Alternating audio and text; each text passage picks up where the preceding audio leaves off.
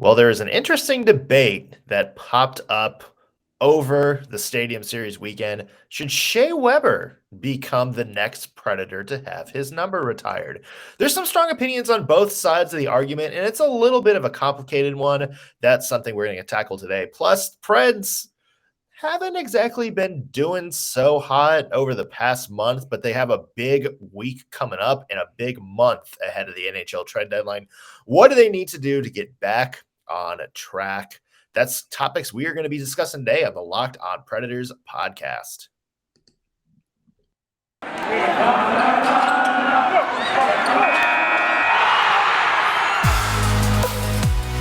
You're Locked On Predators, your daily podcast on the Nashville Predators. Part of the Locked On Podcast Network, your team every day.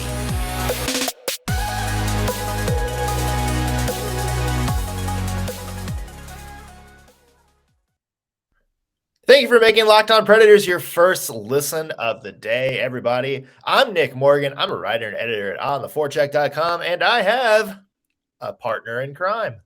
You do. I'm Ann Kimmel. I am a writer at ontheforecheck.com. I cannot believe it's March already. It is. We have 2 months left of hockey, and it seems like we just started talking about the return of hockey. I know. It's in like a lion, out like a lamb. So let's see if that is true for hockey as well. Like, could we roar a little bit, Nashville Predators? Yeah. Every time I'm like, oh, yeah, well, it's still a long season, got plenty of time. Then I'm like, oh, well, that's less time than I expected. But yeah. Yeah. We're coming down to it. Like now, like before we were like, hey, we can find our groove. We can find our groove. Now it's like, better be grooving. Yeah, well, we are going to be talking about whether or not the Preds will be grooving in just a second. But first, though, let's mention the biggest debate kind of going on around the Preds social media at this point that doesn't have to do with Philip Forsberg. And, we'll get to that at some point within the next couple of weeks, I'm sure. And that is Shea Weber. Now, he came up because he, of course, got the big ovation when Pekka Rinne got his jersey retired. Other than Pekka himself, probably the biggest ovation of that night was Shea Weber coming out. And that led to a lot of discussion about whether Weber's number 6 should be up in the rafters. It is a very complex, complicated conversation for a lot of different reasons, both hockey and non-hockey. And let's start with this. You and I put out this topic on Twitter. Yes. We were expecting 50-50. A lot of people kind of had the same mindset. Yeah, I thought this was pretty interesting. I wasn't sure how it was going to go. I will say my prediction was swayed by the reception of Shea Weber, because I'm telling you, it was a roar at the Pekka Rinne's retirement ceremony. I mean, the reception that Shea Weber got. So I thought, okay, and we've heard this conversation starting. So I thought, okay, clearly, people are wanting this. But the numbers were interesting. 47% said yes, retire Shea Weber's number. 53% were at no. And I was kind of surprised by that. I don't know about you. I was surprised about that too, just because I thought it would be more yes. Mm-hmm. We're going to get into a little bit onto whether we agree with that coming up in a little bit. But, it's complex because, and here's why. If you're going by resume and statistics, no one else, and I'm including Pekka Rinne on this, has had more bang for their buck in terms of individual accomplishments while they were on the Nashville Predators. I mean, you look back on Shea Weber's career and I think it was wound up being 3 Norris Trophy finalists while he was with the Preds. One year he should have won back in 2015, kind of got robbed out of that by Erik Karlsson again.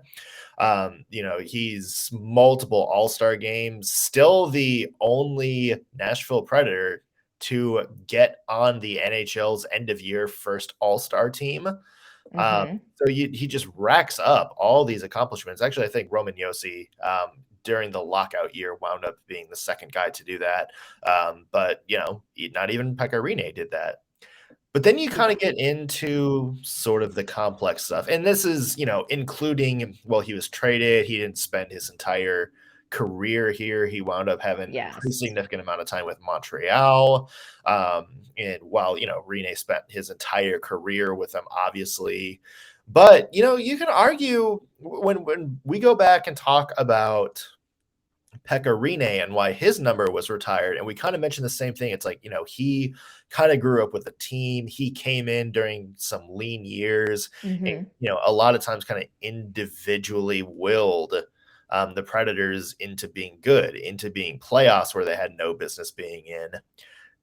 You can say the same thing about Shea Weber, though, can't you? Yeah, I think that you can. And, the other thing that I think plays into Pekka Rinne's jersey retirement is his off-ice contributions. And if you look at them, Shea Weber, again, very much the same, did the 365 fund with Pekka Rinne, did Best Buddies with Pekka Rinne. So off ice, that is a consideration as far as community relations go as well. So in a lot of ways, they're comparable.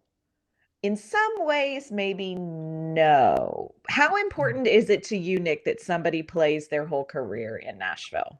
I don't think it's incredibly important. I don't know why that was a hard 2 words to say, but here we are. It's not to me. I mean, we look, and obviously the New York Rangers should have retired Henrik Lundqvist's jersey. And he was technically a Washington Capital for one season. Yeah. You see like people kind of like going elsewhere for like one more shot. Daniel Alfredson, obviously in Ottawa, was always going to have his number retired, but he, left in free agency to Detroit.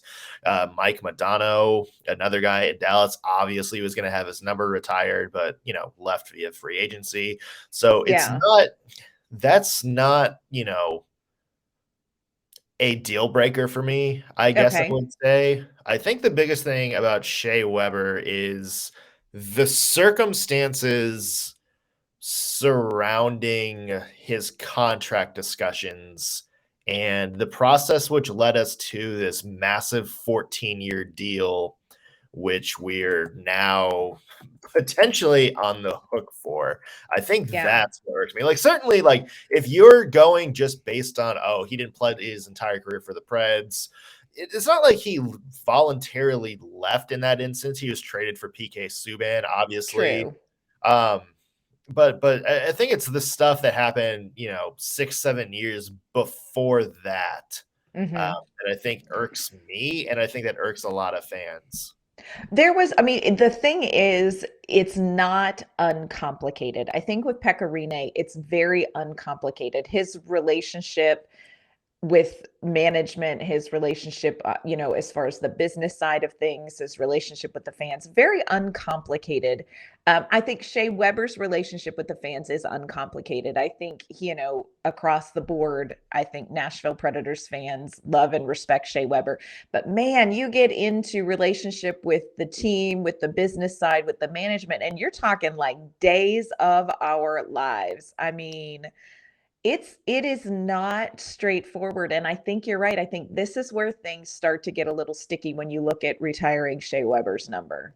Yeah, back in 2008, he signed a contract extension, and that was the last contract he technically signed with the Nashville Predators. That 1-year deal he signed during arbitration, that was awarded to him. He didn't sign with the Predators. That was an awarded contract that they, obviously he agreed to it, but it's not like, this is the number that me and my agent and the Preds sat down and came up with. No, that was awarded to him. And then that big monster mega deal, the 14-year, $110 million contract with all the bonuses and stuff like that, that was signed by the Philadelphia Flyers. That was an offer sheet. And for anybody, because whenever you bring this up, the argument always comes to, well, Shea Weber said if it wasn't going to be the Flyers, it was going to be Nashville, and it was a win-win for him, and he would have come back either way. Look at that contract and look at like the bonuses and stuff, and then look at where the Predators were at that time. That was designed to keep the Predators from matching. That was a contract that screams, we're going to do everything you can to dissuade you from matching this. Yes, absolutely. Yeah. I mean, $13 million signing bonus per year, the first 4 years of that team where the Predators were still coming off of that, the issues surrounding like the failed sale and relocation. They weren't as solid on their feet in terms of sponsorships and attendance as they are today. It's definitely not the same Nashville situation from back then. This was a play that's like, there's no way the Preds are going to match this. And Weber knew that. Weber and the fans can spin that as much as they want. But that was the play. Like, he did not want the Predators to match that contract. If he 100% wanted to stay, he would have done so on his own without signing an offer sheet, without needing to go to arbitration. And yeah, you know what? David Poile probably deserves as much blame for that as Shea Weber. But like, let's not pretend that Weber was immune in criticism here. Well, yeah, and I totally agree with your point. You look at the Philadelphia Flyers and you look at the Nashville Predators in 2012, you're looking at two very different positioned organizations and franchises. This is not, apples and apples here. So I agree with you. I think the whole idea of, hey, it was a win-win and all of that, that's a little bit of spin. And, David Poile, God love him, he matched it, so it wasn't like you said, it's not like Shea Weber said, hey, you know what, I really want to stay in Nashville, and here's how I'm going to get the contract I want from Nashville. This was a whole thing. And the problem is it's still a whole thing in the background, in the minds of everybody in Nashville, because, the fat lady has not sung yet. Like, this is not necessarily over. You could still be on the hook for a lot. And I want to get into that aspect in just a second. We're also going to talk about the current Preds and how we see this next stretch going. What do they need to do to get back on track this March? But I want to mention today's show is brought to you by our friends at BetOnline. Hey, football season is over in the books, but basketball's in full steam ahead. Pro college hoops. Also got NHL inching towards the playoffs, and hopefully baseball will be starting soon. Come on, guys. Get it together, MLB. Hey, but regardless of what your sport of choice is, BetOnline can help you out. They have the latest odds, totals, players' performance props. They even have bets on where the next fired head coach is going to land. Yep, BetOnline is the #1 spot for all of your sports betting needs, and it remains the best spot for all of your sports scores, podcasts, and news this season. And they got every sport you can possibly follow: hockey, boxing, UFC, basketball, soccer, and MLS starting right back up. All of that coming to fruition. So if you don't believe me, head to the website today or use your mobile device to learn more about the trends in action. Bet online, where the game starts. Well, big week coming up for the Nashville Predators. They take on the Seattle Kraken tomorrow, and we're going to have a special guest joining us for some coverage.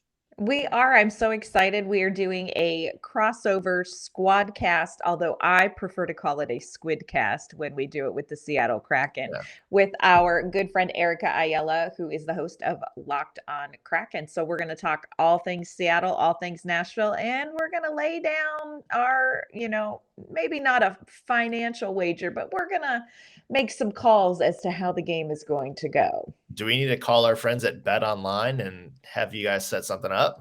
I may check them out before I get too confident in the crossover episode, Yeah, just to make sure I've got my information. just check the odds so you know what Yes, you're getting into. that's right. Before the break, we were talking about Shea Weber, the complicated nature about his jersey possibly be retired by the Nashville Predators.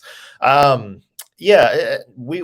talking about the contract situation we find ourselves in now, which is essentially the Predators could be on the hook for a very large cap recapture penalty Oh gosh. until the end of his contract. Basically works out to about $7.5 million a year potentially up until he does retire.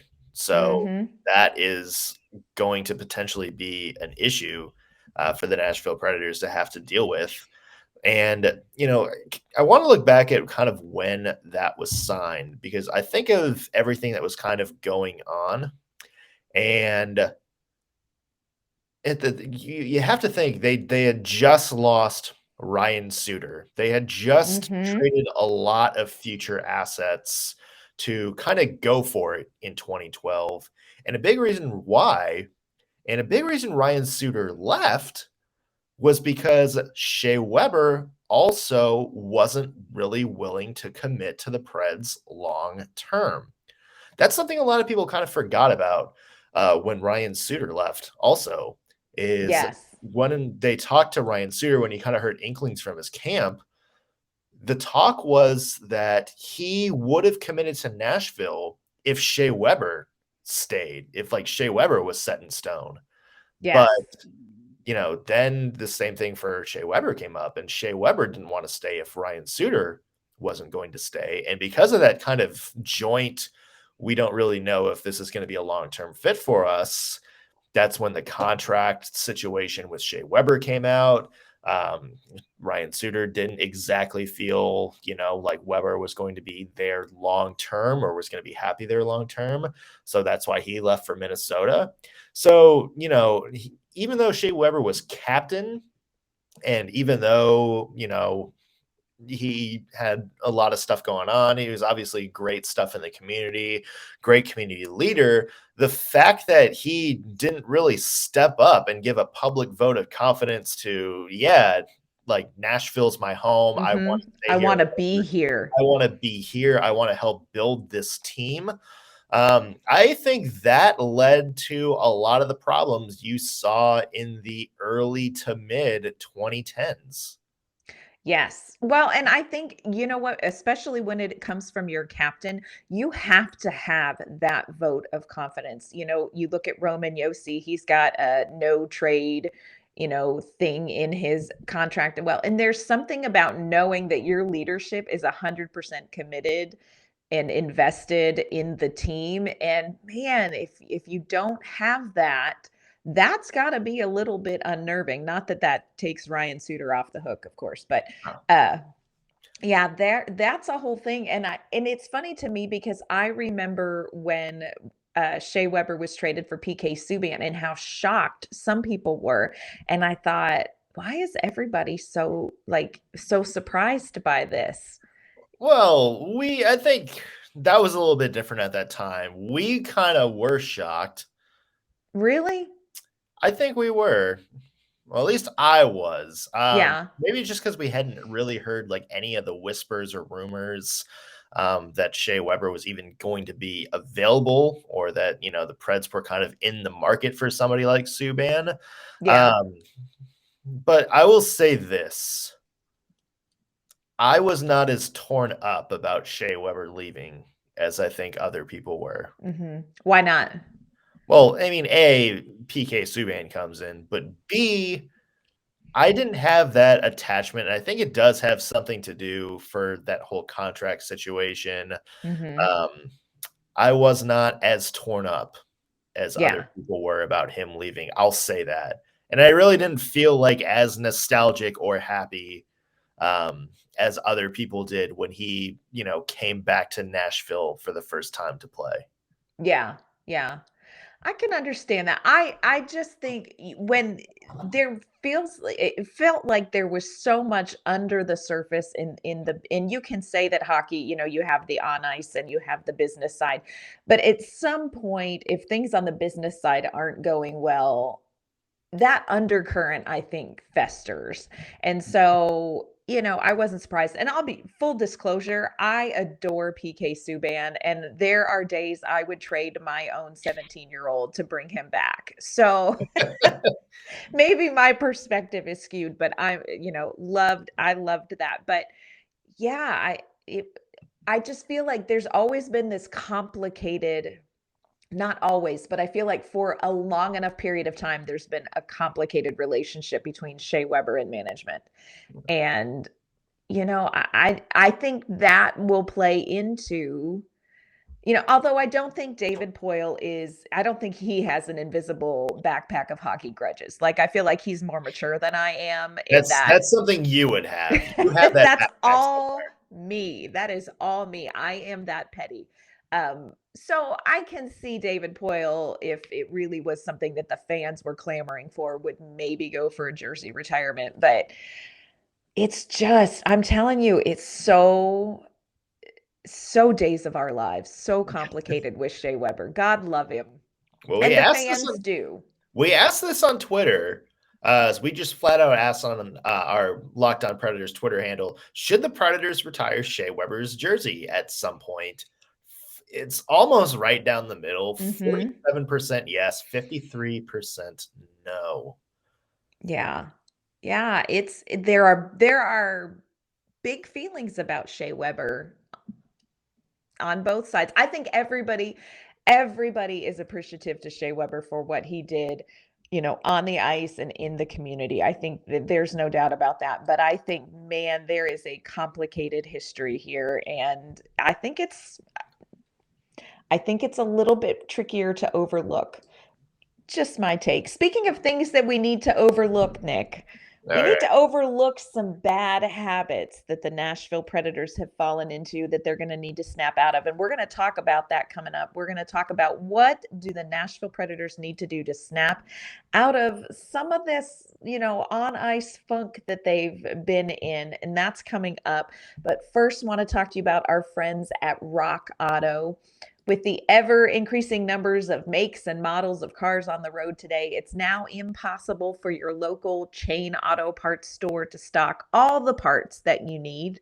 So why would you go there and endure countless questions and wait while the person behind the counter orders the parts on their computer, choosing the only brand their warehouse happens to have in stock? You have a computer and you have access to rockauto.com at home and in your pocket. You can save time and money using Rock Auto. Why would you choose to spend 30 or even 50% more for the exact same parts from a chain store or dealership? Rock Auto is a family business. They've been serving do-it-yourselfers for over 20 years, and their prices are reliably low for every customer. Go to rockauto.com right now and see all the parts available for your car or truck. Write Locked On in their How Did You Hear About Us box so they know that we sent you.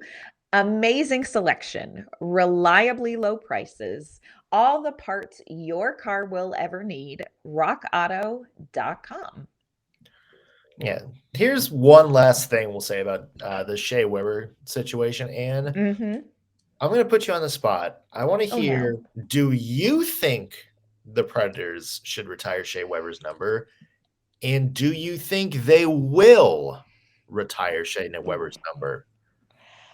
Oh, see, this is complicated. It's complicated. Nicholas. I would say no, they should not retire the number. Will they? They will, yeah. Will they? You know what? I feel like Shea Weber is somebody who should be considered for that. Will they do it? I'm going to say no. What do you think? Ugh. I agree that they shouldn't. Just because of the standard that Pekka Rinne has set. I feel like he's going to kind of be the standard that people kind of compare themselves to. Yeah. And who stacks up against Pekka Rinne? Exactly. Whether they do, I am kind of leaning towards, yeah, I think they Really? do at some point. I don't think it's going to be immediate. Like it's certainly not, the season after he officially retires, they're not going to be rushing to plan a Shea Weber night.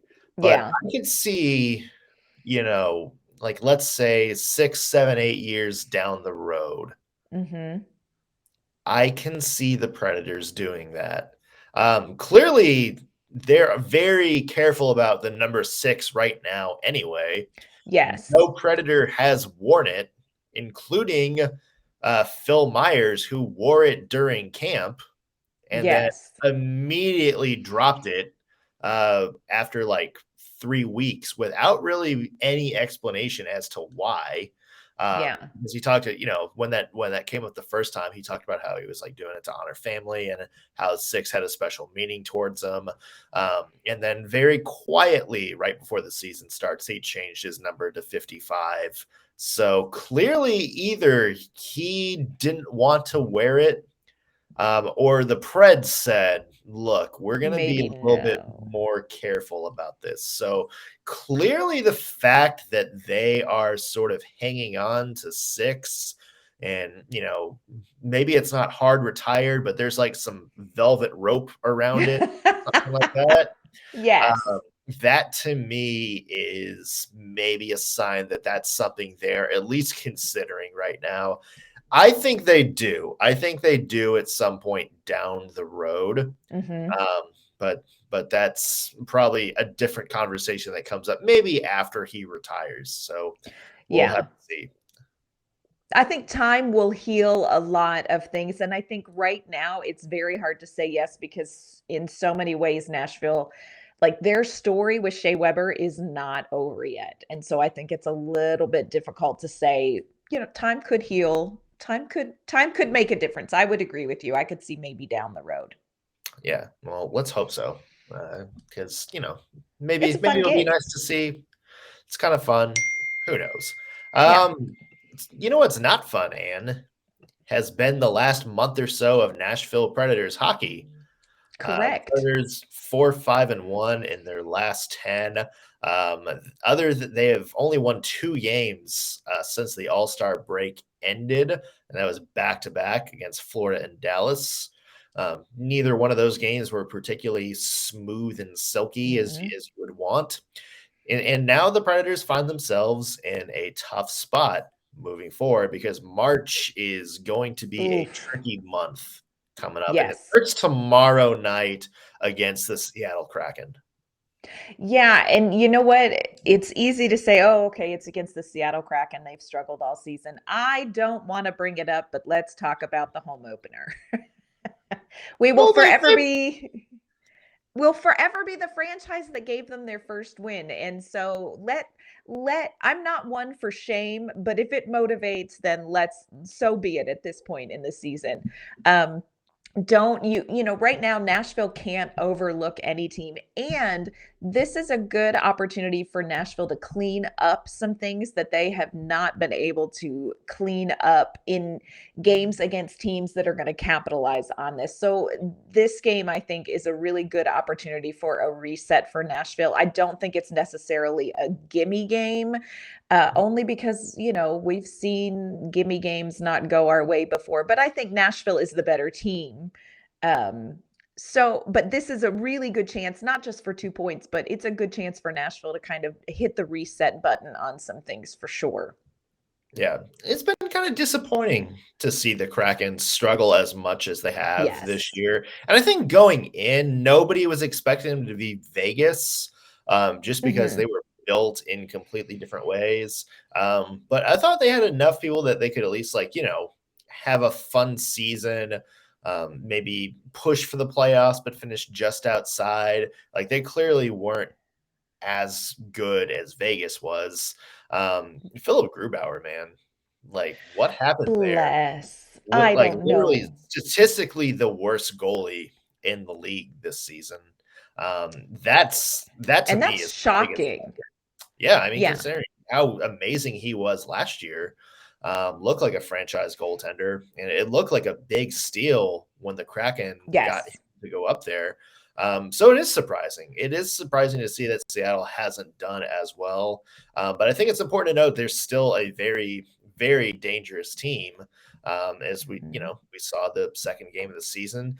They've also had some interesting games over the past little bit. Our friend Kelly Yarncroke has 3 goals in his last 5 games. So there's our boy. There's your Predators connection, folks. But yeah, this is definitely one where the Predators, I think, want to focus on themselves a little bit. You hear that sometimes you need to face the other team, and sometimes you just need to not beat yourself. This is that game where I think the Predators need to just focus on not beating themselves, and then they'll have it. Yeah. And what are the things that you think they need to focus on the most, Nick, to clean some things up? One is discipline. Yeah.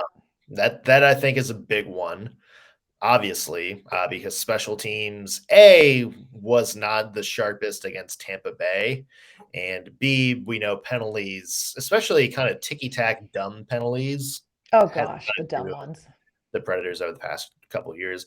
I need to see more from that top line in this game. Forsberg, Duchesne, Granlund, I just hadn't been seeing enough from them, especially in that Stadium Series game.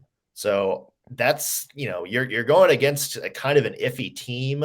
Like, it's great if your depth steps up and gets some goals, but this is a game in which people like Duchesne and Forsberg should feast. Yes. And I think we have seen, especially, and, I love Matt Duchesne. I'm a huge Matt Duchesne defender because he has needed it over the last couple seasons. But I really do feel like this is a game that we need Matt Duchesne to show up, because he has not kind of found his groove since the All-Star break, like where he was playing before. So I agree with you. I think this is a great opportunity for Matt Duchesne to show up. Yeah, well, we'll have to see. It is going to be a 9:00 Central puck drop, so I hope you guys either have a midday nap or some late night cocoa or some caffeine handy. And you will have a nice pregame tomorrow with Eric Ayala from Locked On Kraken. Excited to hear that. We'll, of course, be back Thursday with a full recap of that game. Until that time comes, though, Ann, where can the people find your work? You can find my work at ontheforecheck.com, and you can find me on Twitter at ANK_Mama on Ice. You can find me on Twitter at _NSMorgan. Read my work at ontheforecheck.com. Also, be sure to give the podcast a follow on Twitter at LO_Predators. If you're watching this on YouTube, be sure to hit that like button, subscribe, tell your friends. Also, leave a comment. Let us know what you thought about the Shea Weber situation. Let us know if you ever have any topics you want us to discuss on a show moving forward. That is going to do it for us today on the Locked On Predators podcast. Thank you for making us your first listen of the day. We'll be back tomorrow with more Preds talk, everybody. Have a good one.